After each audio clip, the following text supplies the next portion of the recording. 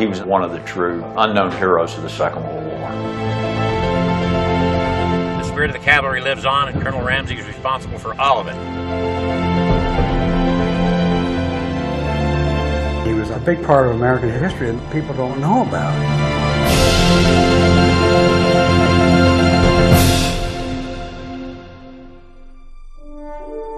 Though his name may not be known to every American, Lieutenant Colonel Edwin Ramsey's courage, leadership, and military service are legendary.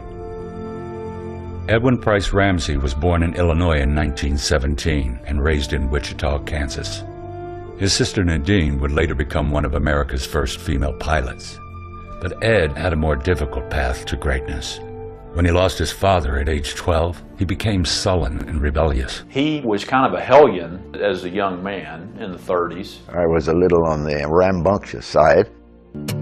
By the time he was a teenager, Ed had developed passions for moonshine and girls. I was pretty close to being a juvenile delinquent. But at 17, Ed's life changed dramatically when his mother enrolled him in the prestigious Oklahoma Military Academy. He always had an interest in horses, and Oklahoma Military Academy was a horse cavalry school at the time, and so he really took to it. Ed became an expert horseman and skilled polo player. He also refused to give in to bullying by upperclassmen. I had gotten in trouble with some of the older cadets, and one of them particularly didn't like me. So he beat me pretty badly one time. He put a blood blister on me about 1/4 of an inch thick. A few weeks later, I found a dead rattlesnake out in the fields, and I put it into his bed one night. I heard a scream, and he almost died. I got even.